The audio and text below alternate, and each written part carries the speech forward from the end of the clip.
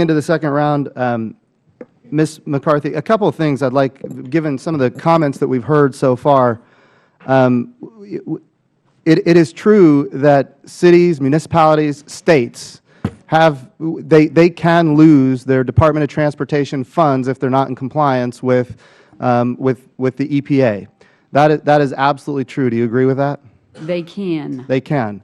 And what that means is that if they can, that means they're being bullied. This is federal bullying, and this is exactly what my constituents in the state of Oklahoma are absolutely, they are abhorred by this kind of federal bullying, saying that you're going to lose your Department of Transportation funds if you don't comply with what an unelected, government bureaucrat tells you to do. They are abhorred by that. You can argue, but they are abhorred by that. That is not a rulemaking. That's in the law, and it's never, ever happened. And as far as Mr. Chairman, the gentlelady is recognized, Pauline Schwery, I'm the only person on this side, and I have to vote. Well, can you recess long enough for us to vote? we're gonna keep rolling because we've all got other places to be. So we're just going to keep moving The through. vote supersedes, and the rules say that we can recess for a vote. What's that? We have plenty of time. We'll get there. So I'm going to reclaim my time moving forward. As far as the economic impact, people say that this is somehow going to grow the economy, that these rules and regulations grow the economy. This has not been historical precedent. It's not the fact. My question for you, Ms. McCarthy, in November of 2014, you had an op-ed, and you stated that the Clean Air Act requires EPA to update air quality standards every 5 years. I'm going to repeat that. Requires the EPA to update air quality standards every 5 years.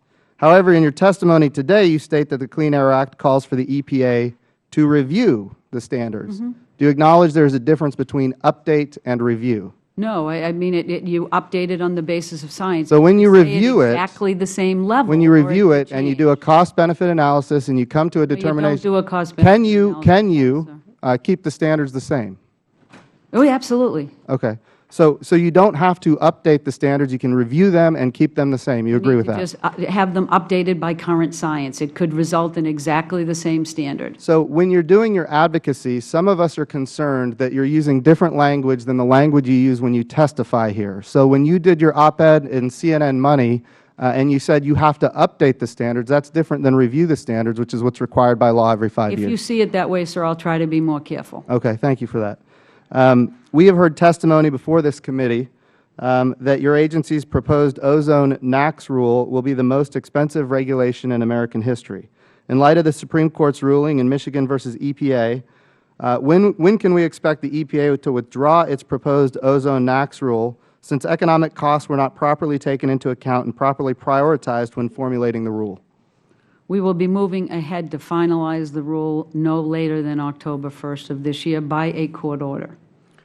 So are you suggesting that you are not going to withdraw the proposed ozone rule? I am not now intending to withdraw the rule. I believe Has the we have done a cost-benefit proper- analysis been properly taken into We account? believe we've properly done our regulatory impact analysis, yes. Okay. I think it's clear that we'll have to start over from the beginning, given the Supreme Court's ruling. With that, I'm going to go vote, but I would recognize the ranking member. She has departed, so I will recognize Mr. Johnson for 5 minutes.